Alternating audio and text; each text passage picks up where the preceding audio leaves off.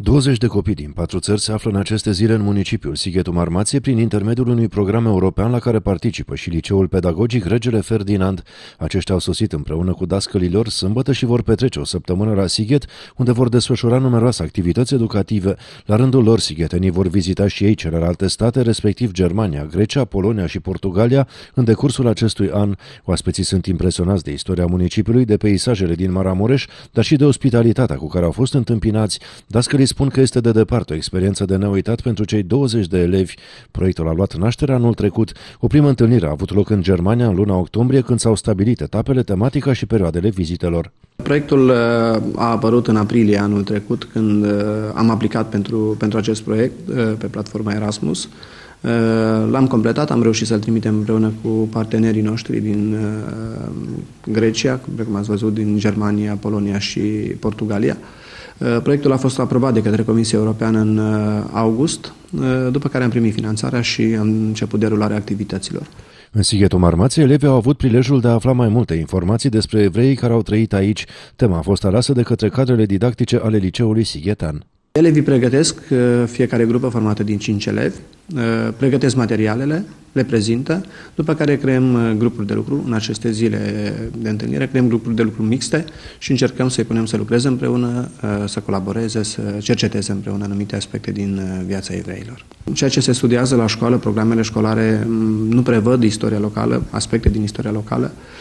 Aici am avut o comunitate extrem de puternică care a marcat, practic, Sighetul și dezvoltarea Sighetului și încercăm să reparăm anumite clișee legate de evrei. Majoritatea populației, când aude de evrei, se gândesc la Holocaust. Încercăm să nu ne focalizăm exclusiv pe Holocaust și încercăm să implicăm și să studiem și alte aspecte din viața evreilor. Au trecut câteva zile de când au sosit în Sighet și deja s-au acomodat cu traiul de aici, cu oamenii locului și cu tot ceea ce înseamnă tradiție maramureșană. Elevii din cele 4 țări au fost impresionați de ceea ce au găsit aici, iar dascălii lor consideră această experiență drept una extrem de importantă. Suntem foarte încântați că suntem aici și plăcut surprinși de felul în care au fost primiți și acceptați. Copiii noștri și-au făcut o grămadă de prieteni aici, au făcut deja schimb de adrese de e-mail și s-au împrietenit și pe rețelele de socializare. Suntem foarte fericiți că am ajuns aici, deoarece experiența pe care elevii noștri o au este una deosebită. Peisajul a fost cel care și-a pus amprenta încă de la primul impact cu Maramureșul. Cred că cel mai impresionant lucru este peisajul pe care îl avem aici atunci când ne uităm la geam. Elevii noștri au fost foarte încântați de cei de aici, de cum au fost primiți de către familiile la care locuiesc. Toată lumea este foarte prietenoasă cu noi. Ospitalitatea și felul în care arată municipiul Sighetul Marmației, peisajele Maramureșului, ar fi cele mai impresionante lucruri de aici. Elevii noștri au fost impresionați de ospitalitatea sighetenilor, de oamenii prietenoși pe care i-am găsit aici, dar de asemenea plăcut surprinși și de faptul că elevii de aici vorbesc engleza. Elevii de aici sunt foarte motivați, există diferențe mari între școala unde predau eu și cea de aici, în ceea ce privește materialul didactic, dar mai ales în faptul că aici există acest profil vocațional, însă cu toate acestea elevii sunt aceiași peste tot.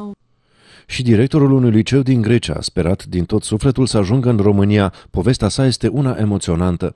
Trebuie să spun faptul că am îndeplinit visul tatălui meu, acela de a vizita România. Asta deoarece bunicul meu a trăit aici timp de 50 de ani în București. Niciun alt membru al familiei mele nu a avut ocazia de a vizita această țară, așa că astăzi, iată, eu am îndeplinit această dorință a familiei.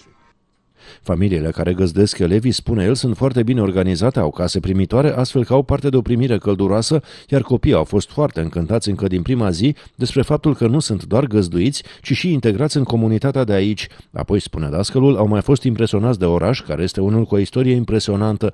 Directorul liceului din Grecia a rămas surprins și de bisericile din municipiul Sighetul Marmației, dar și din Maramureș. Astfel, Sighetul este punctul de plecare, spune el, dacă vorbim de toleranță. Cu toate acestea, există diferențe majore între cele două sisteme educaționale. Sistemul educațional din Grecia este foarte diferit de cel din România, deoarece liceele sunt un loc destinat numai pentru elevii care au nevoie de orientare academică, adică pentru cei care doresc să urmeze o facultate. Aici gradul de dificultate este foarte ridicat, elevii au foarte mult de învățat și nu prea au timp liber.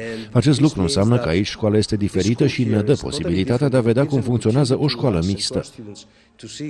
La fel de încântați de splendorile Maramureșului sunt și cei din Portugalia. Experiența este educativă, avem multe lucruri de învățat, elevii sunt foarte motivați și le place la nebunie în România, le place modul în care sunt agreați de către elevii de aici, de modul inedit în care au fost primiți, chiar eu personal sunt foarte fericită și mulțumită de tot ceea ce se petrece aici. De asemenea, profesoara a mai menționat faptul că elevii din Portugalia sunt foarte fericiți pentru că au învățat deja câteva cuvinte în limba română, deoarece, spun ei, cele două limbi se aseamănă foarte mult. Au făcut de asemenea o remarcă în ceea ce privește costumele populare, respectiv asemănarea dintre ele. Chiar și mâncarea este similară celei din Portugalia. Conducerea unității școlare din Sighet, care găzduiește cei 20 de elevi, consideră că aceștia colaborează excelent cu elevii sigheteni, astfel că vor avea parte de o experiență frumoasă la liceul din municipiu. Pe lângă faptul că sunt motivați pe această temă, probabil mulți dintre ei nici n-au știut multe lucruri, dar au fost extraordinar de emoționați aflând tot felul de detalii despre aceste comunități. Comunicarea este foarte facilă pentru că astăzi toată lumea comunică pe internet, Facebook, limba engleză este limba proiectului, deci toată lumea comunică foarte bine și s-au acomodat, copiii din alte părți s-au acomodat în casele noastre românești. În luna aprilie, un grup de 5 elevi împreună cu profesori de la Liceul Pedagogic Regele Ferdinand urmează să se deplaseze în Polonia. În luna octombrie va avea loc întâlnirea în Grecia, în decembrie în Portugalia, iar în aprilie anul viitor proiectul va lua sfârșit în Germania.